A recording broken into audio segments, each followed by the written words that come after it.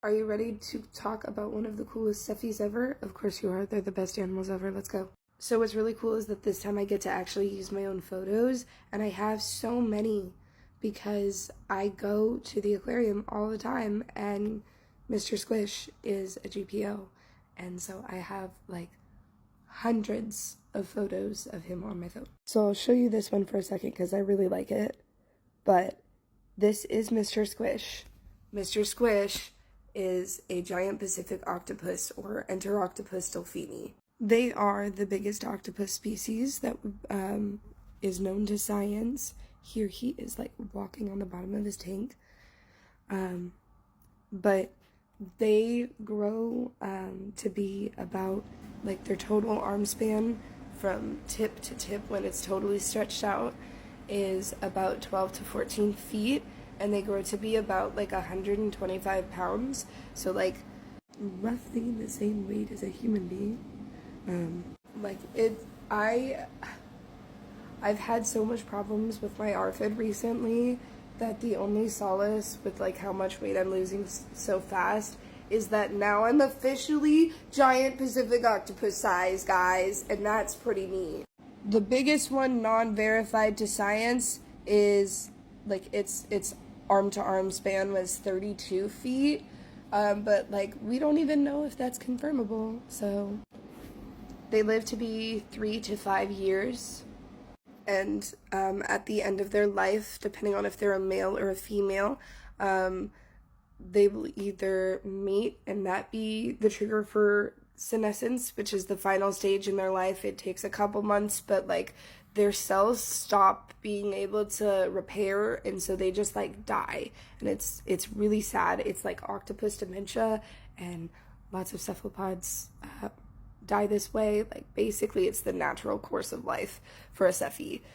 The way that it gets triggered in females typically is when they lay their eggs. That's when they start experiencing senescence. I don't really know all that much about it, but I do know that we recently, like in the last 2 months, I read a paper that said that we figured out why it is that at least females like tear themselves apart when they experience senescence when they're caring for their eggs, because they will starve themselves, but it's all to like take care of their eggs. But then like especially if they're unfertilized, because these guys are often in aquariums, like the eggs will obviously never hatch, they'll dry out, and then sometimes she'll eat herself, which is I can't remember, I think it's autophagy, but I have to confirm.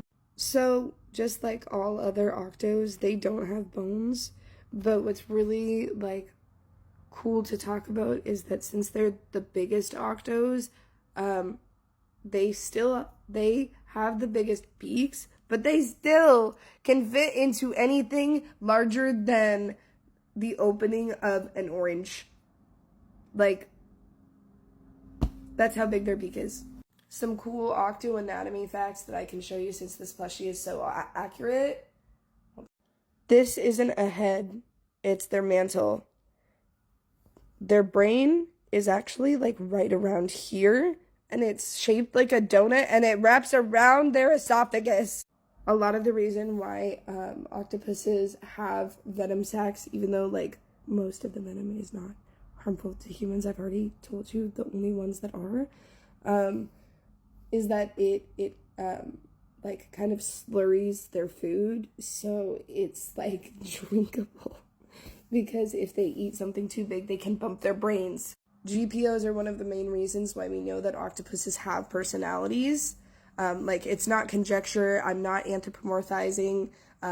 Like, they recognize people. Mr. Squish probably knows who I am because of how frequently I visit. Some other cool GPO-specific facts, because, like, all octos have the donut brain. But GPOs have 250 suckers on each arm, like 250 to 280. Each of those suckers has the ability to independently move and lift 35 pounds. Now, since they have like a minimum of 1,600, I calculated that they can lift theoretically 70,000 pounds. So the next time that you're like, it's so scary, it's so dangerous, like, they literally have the ability to hurt you so much. They just choose not to because they're sweet little babies. They're actually very, very playful. They're often very mischievous.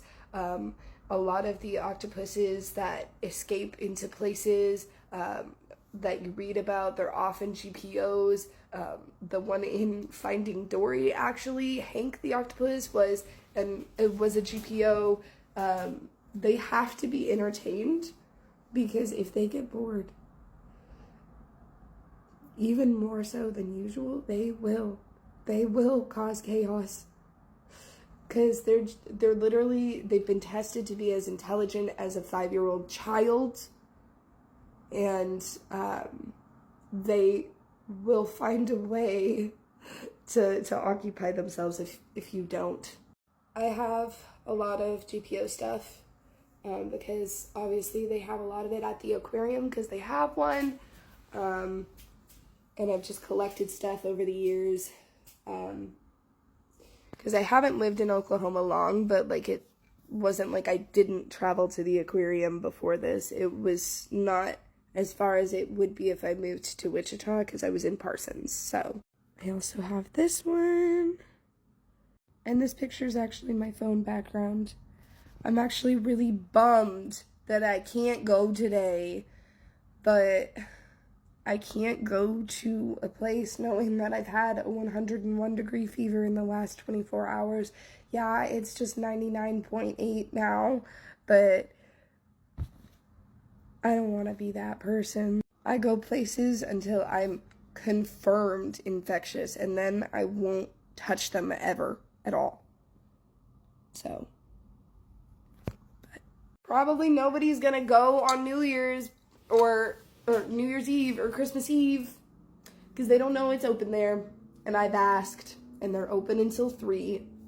So that means I get time. I feel so bad because I get so possessive of him, and I actually like get a little bit irritated when other people are like hanging around his tank so much, which is not fair because he's not my octo, he's everybody's, and I feel so selfish, but I get a day where nobody else is there, and yay.